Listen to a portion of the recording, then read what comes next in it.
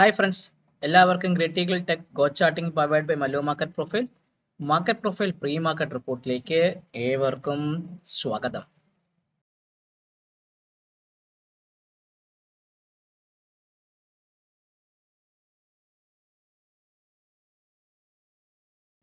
കഴിഞ്ഞ ഫ്രൈഡേ എനിക്ക് വീഡിയോസും ചെയ്യാൻ പറ്റിയില്ല, കാരണം ഒന്ന് രണ്ട് തിരക്കുകളൊക്കെ കാരണം ആ വീഡിയോസ് ഒന്നും ചെയ്യാൻ പറ്റിയിട്ടില്ലായിരുന്നു. അതിന് സദയം ക്ഷമിക്കുക. എന്നോട് പലരും ചോദിച്ചു എന്തുകൊണ്ട് വീഡിയോ വന്നില്ല എന്നൊക്കെ ചോദിച്ച് പലരും മെസ്സേജ് അയച്ചിട്ടുണ്ടായിരുന്നു. സോ അത് ആ ഒരു ദിവസം ഒരു തേഴ്സ്ഡേ ഒരു ബിസി ഷെഡ്യൂൾ വന്നുകൊണ്ട് എനിക്കത് ചെയ്യാൻ പറ്റാത്തത്.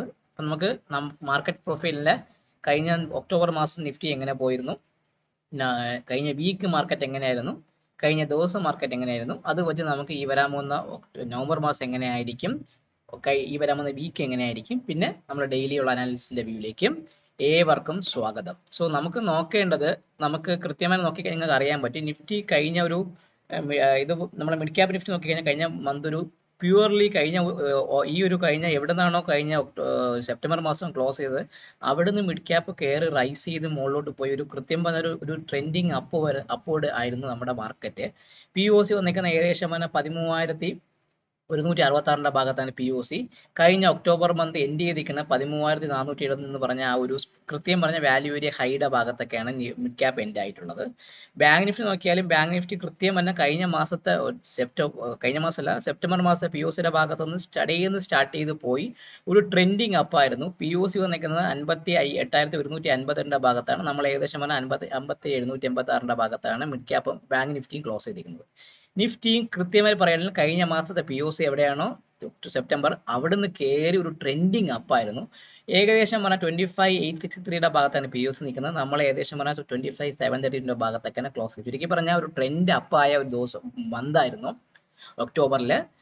നിഫ്റ്റി ആയാലും മിഡ് ക്യാപ്പ് ആയാലും ബാങ്ക് നിഫ്റ്റി ആയാലും ഒരു കിട്ടില്ല ഒരു ട്രെൻഡിങ് മൂവ്മെന്റ് വന്നു. ആ ഒരു ട്രെൻഡിങ് കൃത്യമായിട്ട് പറഞ്ഞാൽ നമ്മൾ കുറേ നാൾക്ക് ശേഷമുള്ള ഒരു എന്താണ് ഒരു വൃത്തികെട്ട ഒരു മൂവ്മെന്റ് 25,600 മുകളിൽ കൃത്യമായിട്ട് ഒരു ക്ലിയർ കട്ടായിട്ട് ക്ലോസ് ചെയ്ത ഒരു മന്തായിരുന്നു കഴിഞ്ഞ ഒക്ടോബർ മന്ത് അവസാനിച്ചത്. സോ അത് പ്രകാരം നിഫ്റ്റിയെ സംബന്ധിച്ച് ഇനി ഫ്രഷ് മൂവ്മെന്റ് എന്ന് പറഞ്ഞാൽ നമ്മുടെ ഈ ഒരു വാല്യൂ 26,100 മുകളിൽ സ്പോട്ട് സസ്റ്റെയിൻ ചെയ്യുന്നുണ്ടെങ്കിൽ മാത്രമേ ഒരു ബുള്ളിഷ് മൂവ്മെന്റ് ഞാൻ പ്രതീക്ഷിക്കുന്നുള്ളൂ. അങ്ങനെയാണെങ്കിൽ പുതിയ ഹൈയുടെ ഭാഗത്തേക്ക് നിഫ്റ്റി പോവാം. ഇല്ല, നമ്മൾ ഈ 25,872 താഴെ ഈ നവംബർ മാസം ഈ 26,100 താഴെ സസ്റ്റെയിൻ ചെയ്യുന്നുണ്ടെങ്കിൽ ഈ ഒരു വാല്യൂ ഏരിയ ലോ ആയ 25,200 ഭാഗത്തേക്കൊക്കെ വേണമെങ്കിൽ സ്പോട്ട് വരാനുള്ള ചാൻസ് നിഫ്റ്റിക്ക് കൂടുതലാണ്. അതേപോലെ ബാങ്ക് നിഫ്റ്റി ഈ 57,800 താഴെ തന്നെയാണ് നമ്മൾ ഈ നവംബർ മാസം നിൽക്കുകയാണെങ്കിൽ തിരിച്ച് ഈ 56,500 379 380 എന്ന് പറഞ്ഞ ഒക്ടോബർ മാസത്തെ വാല്യൂ ഏരിയ ലോയുടെ ഭാഗത്തേക്ക് വരാനുള്ള ചാൻസ് വളരെ കൂടുതലാണ്. മിഡ് ക്യാപ്പിനെ സംബന്ധിച്ച് നോക്കുകയാണെങ്കിൽ മിഡ് ക്യാപ്പ് ഈ 13,472 താഴെ സസ്റ്റെയിൻ ചെയ്യുന്നുണ്ടെങ്കിൽ സ്പോട്ട് ഈ ഒരു POC 13,163 13,000 എന്ന് പറഞ്ഞ ബിഗ് റൗണ്ട് നമ്പറുടെ ഭാഗത്തേക്ക് റിട്രേസ്മെന്റ് തരാനുള്ള ചാൻസ് ഉണ്ട്. ഇതെല്ലാം ബുള്ളിഷ് മൊമെന്റം വരാണെങ്കിൽ മിഡ് ക്യാപ്പിനെ സംബന്ധിച്ച് 13,500 മുകളിലും ബാങ്ക് നിഫ്റ്റിയെ സംബന്ധിച്ച് 58,580 മുകളിലും നിഫ്റ്റിയെ സംബന്ധിച്ച് 26,100 മുകളിൽ സസ്റ്റെയിൻ ചെയ്യുന്നുണ്ടെങ്കിൽ നമ്മൾ ഈ നവംബർ മാസം ഒരു കിഡില്ല മൂവ്മെന്റ് വരാനുള്ള ചാൻസ് മാർക്കറ്റിൽ വളരെയധികം കൂടുതലായിരിക്കും. സോ നമുക്കിനി നോക്കേണ്ടത് കഴിഞ്ഞ വീക്ക് നിങ്ങൾ നോക്കിക്കഴിഞ്ഞാൽ 2 വീക്ക് നിഫ്റ്റി പക്ക റേഞ്ച് ആയിരുന്നു. 25,700 26,100 പക്ക റേഞ്ചാണ് നിഫ്റ്റിയെ സംബന്ധിച്ചുള്ള. രണ്ട് പ്രൊഫൈലും മെർജ് ചെയ്ത പക്ക ഒരു ബാലൻസിങ് ആണ് നിഫ്റ്റി തന്നിരിക്കുന്നത്. നിഫ്റ്റിയെ സംബന്ധിച്ച് 25,553 ഭാഗത്തേക്ക്, അതായത് നമ്മൾ 25,800 താഴെ സസ്റ്റെയിൻ ചെയ്യുന്നുണ്ടെങ്കിൽ നിഫ്റ്റിയെ സംബന്ധിച്ച് ഈ 25,553 ഭാഗത്തേക്ക് നിഫ്റ്റി വരാനുള്ള ചാൻസ് വളരെയധികം കൂടുതലാണ്. സോ 25,800 താഴെ നിഫ്റ്റി സസ്റ്റെയിൻ ചെയ്യുന്നുണ്ടെങ്കിൽ ഈ ഒരു വാല്യൂ ഏരിയ ഹൈ ടെസ്റ്റ് ചെയ്യാനുള്ള 25,540 ടെസ്റ്റ് ചെയ്യാനുള്ള ചാൻസ് നിഫ്റ്റിയെ സംബന്ധിച്ച് വളരെയധികം കൂടുതലാണ്. ബാങ്ക് നിഫ്റ്റി നിങ്ങൾ നോക്കിക്കഴിഞ്ഞാൽ ബാങ്ക് നിഫ്റ്റി കഴിഞ്ഞ 2 ആഴ്ച ഒരേ ഒരു റേഞ്ച് ആയിരുന്നു, പെർഫെക്റ്റ് ബാലൻസ് ആയിരുന്നു. സോ ബാങ്ക് നിഫ്റ്റിയെ സംബന്ധിച്ച് 57,800 താഴെ സസ്റ്റെയിൻ ചെയ്യുന്നെങ്കിൽ 57,400 ഭാഗത്തേക്ക് വരാം. ഈ 57,400 പൊട്ടുകയാണെങ്കിൽ മാർക്കറ്റ് ഈ 56,600 500 ഭാഗത്തേക്കൊക്കെ ബാങ്ക് നിഫ്റ്റി വരാനുള്ള ചാൻസ് വീക്ക്ലി ബേസിസ് വളരെ കൂടുതലാണ്. ഇനി നമുക്ക് നോക്കേണ്ട മിഡ് ക്യാപ്പ് എന്ന് പറയുമ്പോൾ മിഡ് ക്യാപ്പ് ഒരു കഴിഞ്ഞ 2 ബാലൻസിന് ഇപ്പം നിൽക്കുകയാണ്. നമുക്ക് കൃത്യമായി പറഞ്ഞാൽ ഈ ഒരു 13,200 ഭാഗത്ത് സപ്പോർട്ട് എടുത്ത് തിരിച്ച് കയറിപ്പോയാണ്. സോ 13,482 താഴെ സസ്റ്റെയിൻ ചെയ്യുന്നെങ്കിൽ ഈ POC 13,330 എന്ന് പറഞ്ഞാൽ ഈ POCയുടെ ഭാഗത്തേക്ക് മിഡ് ക്യാപ്പ് വരാനുള്ള ചാൻസ് കൂടുതലാണ്. ഇതെല്ലാം ഫ്രഷ് മൂവ്മെന്റ് വെപ്പ് വരും. 13,500 മുകളിലും 26,100 മുകളിലും 58,600 മുകളിലും സസ്റ്റെയിൻ ചെയ്യുന്നുണ്ടെങ്കിൽ മാർക്കറ്റിൽ ഫ്രഷ് ബുള്ളിഷ് മൂവ്മെന്റ് സ്റ്റാർട്ട് ചെയ്യാനുള്ള ചാൻസ് വളരെയധികം മാർക്കറ്റിൽ കൂടുതലായിരിക്കും. ഇനി നമുക്ക് നോക്കേണ്ടത് നിഫ്റ്റി മിഡ് ക്യാപ്പ് ഒരു നോർമൽ ഒരു പക്ക ഒരു ബാലൻസിങ് ഒരു ന്യൂട്രൽ ഡേ ആയിരുന്നു. രണ്ട് സൈഡിലും ബ്രേക്ക് കടന്നിട്ട് കൃത്യമായ ഒരു ന്യൂട്രൽ ഡേയിലൊക്കെ തന്നെയാണ് മിഡ് ക്യാപ്പ് അവസാനിച്ചത്. 13,524 ഭാഗത്താണ് മിഡ് ക്യാപ്പിന്റെ POC നിൽക്കുന്നത്. അപ്പോൾ നമുക്ക് ആദ്യം ഒന്ന് എന്ത് ചെയ്യാം, മിഡ് ക്യാപ്പിന്റെ POC ഒന്ന് മാറ്റി വരയ്ക്കാം. 13,524 ഭാഗത്താണ് POC. ഇപ്പൊ ഞാൻ അന്ന് ആ POC ഒന്ന് മാറ്റി വരയ്ക്കാൻ വേണേ. 13,524 ഭാഗത്താണ് POC വന്നിരിക്കുന്നത്. ഞാൻ ആ POC ഒന്ന് മാറ്റി വരച്ചു. ഇനി നമ്മളെ സംബന്ധിച്ച് ഒരു ബുള്ളിഷ് മൂവ്മെന്റ് എന്ന് പറയുമ്പോൾ കൃത്യമായിട്ട് പറയുകയാണെങ്കിൽ ഒരു ബുള്ളിഷ് മൂവ്മെന്റ് സ്റ്റാർട്ട് ചെയ്യണമെങ്കിൽ 13,565 മുകളിൽ മാത്രമേ ഞാനൊരു ബൈയെ കുറിച്ച് ചിന്തിക്കൂ. എത്രയാണ്? 13,565 മുകളിൽ മാത്രമേ ഞാനൊരു പുതിയൊരു ബൈയെ കുറിച്ച് ചിന്തിക്കുന്നുള്ളൂ. അങ്ങനെയാണെങ്കിൽ അത് എങ്ങോട്ട് പോകും? ഫസ്റ്റ് ടാർഗറ്റ് 13,600 ഭാഗത്തേക്ക് പോകും. എത്രയാണ്? 13,600 ഭാഗത്തേക്ക് പോകാനും അതിന് മുകളിൽ 13,655 സെക്കൻഡ് ടാർഗറ്റ് എന്ന് പറഞ്ഞാൽ 13,655 13,655 ഭാഗത്തേക്ക് വരാനും അതിന് മുകളിൽ സസ്റ്റെയിൻ ചെയ്യുന്നുണ്ടെങ്കിൽ 13,710. ഇതെല്ലാം സ്റ്റാൻഡേർഡ് ഡീവിയേഷൻ മറ്റുള്ള ലെവൽസ് ആണ്. 13,715 ഭാഗത്തേക്ക് 13,715 ഭാഗത്തേക്കും വരാനുള്ള ചാൻസ് മിഡ് ക്യാപ്പിനെ സംബന്ധിച്ച് വളരെ കൂടുതലാണ്. ചുരുക്കി പറഞ്ഞാൽ 13,560 മുകളിൽ മൂവ്മെന്റ് വീണ്ടും സ്റ്റാർട്ട് ചെയ്ത് 13,600 13,655 13,715 ഭാഗത്തേക്ക് മിഡ് ക്യാപ്പ് പോകാനുള്ള ചാൻസ് വളരെയധികം കൂടുതലായിരിക്കും. ഇനി ഒരു സെല്ലിംഗ് എന്ന് പറഞ്ഞ് നോക്കുമ്പോൾ ഞാൻ 13,448 താഴെ സെല്ലിങ്ങിനെ കുറിച്ച് ചിന്തിക്കും. എത്രയാണ്? 13,448 താഴെ ഞാൻ മിഡ് ക്യാപ്പിൽ ഒരു സെല്ലിങ്ങിനെ കുറിച്ച് ചിന്തിക്കും. അങ്ങനെയാണെങ്കിൽ ഫസ്റ്റ് ടാർഗറ്റ് 13,418 ഭാഗത്തേക്ക് വരാം. ഫസ്റ്റ് ടാർഗറ്റ് 13,418 നമ്മുടെ പഴയ ഒരു POC ആണ്. ഏത് ദിവസത്തെ POC ആണ്? ഈ POC ഏതാണ്? നമ്മുടെ വ്യാഴാഴ്ചത്തെ POC. അതിന് താഴെ 13,389 ഭാഗത്ത് സെക്കൻഡ് ടാർഗറ്റ് സെക്കൻഡ് ടാർഗറ്റ് 13,359. എത്രയാണ്? 13,359 ഭാഗത്തേക്ക് വരാനും തേർഡ് ടാർഗറ്റ് എന്ന് പറയുമ്പം 13,308. എത്രയാണ്? 13,308 ഭാഗത്ത് 13,308 ഭാഗത്തേക്കും ബാങ്ക് നിഫ്റ്റി വരാം. മിഡ് ക്യാപ്പ് വരാനുള്ള ചാൻസ് വളരെയധികം കൂടുതലാണ്. സോ ഇതാണ് എന്നെ സംബന്ധിച്ച് മിഡ് ക്യാപ്പിനെ സംബന്ധിച്ചുള്ള ഒരു റെഫറൻസ് ലെവലുകൾ. ഈ ലെവൽ കൃത്യമായിട്ട് മാർക്ക് ചെയ്യുക, അതനുസരിച്ച് ട്രേഡ് ചെയ്യാൻ വേണ്ടി മാക്സിമം ശ്രമിക്കുക. ഇനി നമുക്ക് നോക്കേണ്ട ബാങ്ക് നിഫ്റ്റി നോക്കിക്കഴിഞ്ഞാൽ ബാങ്ക് നിഫ്റ്റി കഴിഞ്ഞ കുറച്ച് ദിവസം റേഞ്ച് മെയിൻറ്റെയിൻ ചെയ്ത് പോകുന്നുണ്ട്. പക്ഷേ ബാങ്ക് നിഫ്റ്റിയെ സംബന്ധിച്ച് പറയുകയാണെങ്കിൽ ബാങ്ക് നിഫ്റ്റി ഒരു പക്ക നോർമൽ വേരിയേഷൻ ഡൗൺ ഡേ ആയിരുന്നു. POC വന്നിരിക്കുന്നത് 57,925 ഭാഗത്താണ് POC. ഇപ്പം ഞാൻ ആദ്യം ഒന്ന് POC എന്ന് മാർക്ക് ചെയ്ത് വെക്കാം. 57,925 ഭാഗത്താണ് POC. അത് ഞാൻ ഒന്ന് മാർക്ക് ചെയ്ത് വെച്ചു. ഇനി ഒരു ബുള്ളിഷ് റെഫറൻസ് എന്ന് പറയുമ്പോൾ എന്നെ സംബന്ധിച്ച് പറഞ്ഞാൽ 58,290 മുകളിൽ ഞാനൊരു ബൈയെ കുറിച്ച് ചിന്തിക്കുകയാണ്. 58,290 മുകളിൽ ബാങ്ക് നിഫ്റ്റിയിൽ നിങ്ങൾക്ക് ഒരു ബൈയെ കുറിച്ച് ചിന്തിക്കാം.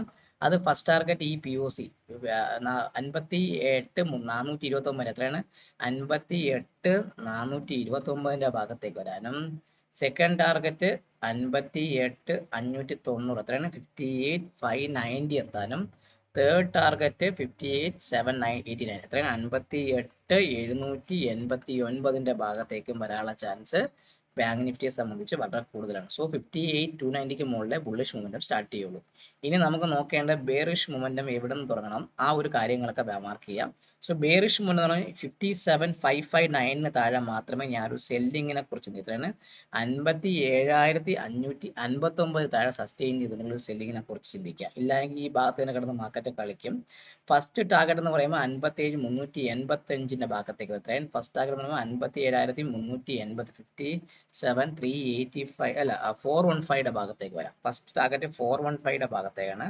57,415 ഭാഗത്തേക്ക് 57,415 ഭാഗത്തേക്ക് 57,415 ഭാഗത്തേക്ക് ഫസ്റ്റ് ടാർഗറ്റ് വരാം. സെക്കൻഡ് ടാർഗറ്റ് എന്ന് പറയുമ്പം അടുത്ത ലെവൽ എന്ന് പറയുമ്പോൾ അടുത്തത് 57,326 ഭാഗം അല്ല 300 ഭാഗത്തേക്ക് 57,300 സെക്കൻഡ് ടാർഗറ്റ് എന്ന് പറയുമ്പോൾ 57,300 ഭാഗത്തേക്ക്. എത്രയാണ്? 57,300 ആ ഒരു സപ്പോർട്ട് ഉണ്ട്. 57,300 എന്നൊരു ചെറിയൊരു ബൈയിങ് ഏരിയ ഉണ്ട്.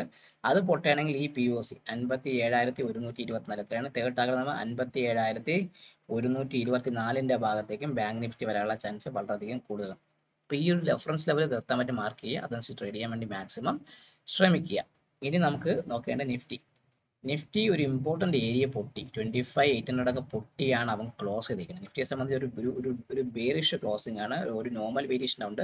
25,700 സപ്പോർട്ടിന്റെ ആ ഭാഗത്തൊക്കെയാണ് അവനെ ക്ലോസ് ചെയ്തിരിക്കുന്നത്. സോ നമുക്ക് നോക്കേണ്ടത് നിഫ്റ്റിയെ സംബന്ധിച്ച് നോക്കുകയാൽ നമ്മുടെ 25,700 ആണ് നമ്മളെ ബേറിഷ് അപ്പോൾ അത്ര 25,700 എന്നെ സംബന്ധിച്ചുള്ള ഫ്രഷ് ബേറിഷ്. ആ ബേറിഷിന് താഴെ നമുക്ക് സെല്ലിങ് എടുക്കും. ഫസ്റ്റ് ടാർഗറ്റ് ഇതാണ് 25,647 ഭാഗത്തേക്ക് പോകും. എത്രയാണ് 25,647 ഭാഗത്തേക്ക് പോകും. ഫസ്റ്റ് ടാർഗറ്റ് അവിടേക്ക് വരും.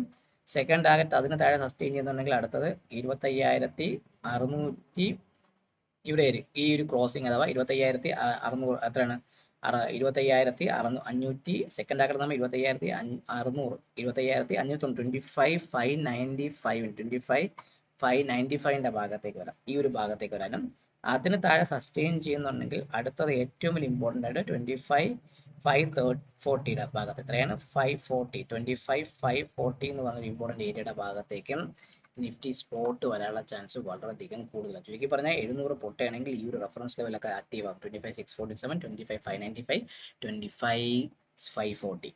ഇനി ഒരു ബുള്ളിഷ് മൊമെന്റ് എന്ന് പറയുമ്പോൾ നിഫ്റ്റിയെ സംബന്ധിച്ച് നോക്കിക്കഴിഞ്ഞാൽ നമ്മളെ സംബന്ധിച്ച് പറയുകയാണെങ്കിൽ എന്നെ കൃത്യമായിട്ട് പറയുകയാണെങ്കിൽ അടുത്തൊരു ബുള്ളിഷ് മൊമെന്റ് എന്ന് പറയുമ്പോൾ നമ്മൾ പി ഒ സി നിൽക്കുന്ന 25,791 ഭാഗത്താണ് ഇന്നലത്തെ പി ഒ സി. 25,791 ഭാഗത്താണ് പി ഒ സി. ഞാൻ ആ പി ഒ സി ഒന്ന് മാർക്ക് ചെയ്ത് വെച്ചു.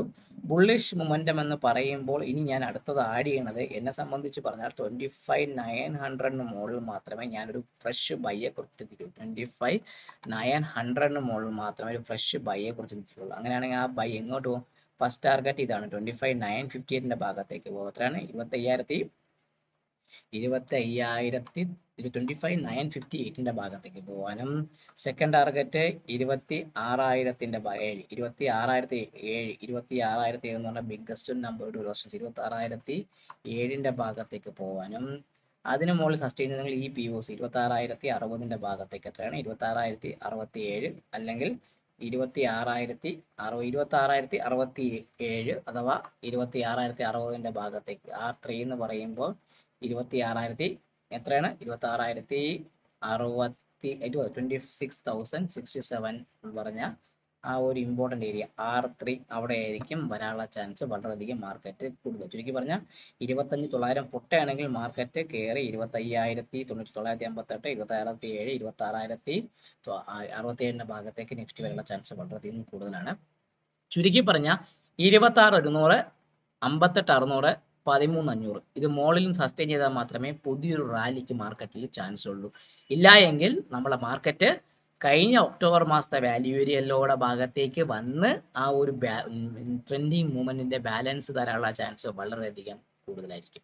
സോ ലെവല് കാണുക, മാർക്ക് ചെയ്യുക, ട്രേഡ് ചെയ്യുക. നിങ്ങളെ ട്രേഡിംഗ് ഫ്രണ്ട്സിന് വീഡിയോ അയച്ചു കൊടുക്കാൻ മറക്കാതിരിക്കുക. ചാനൽ സബ്സ്ക്രൈബ് ചെയ്യുക, ലൈക്ക് ചെയ്യുക, കമന്റ് ചെയ്യുക. Take care and happy weekend to all of my trading friends.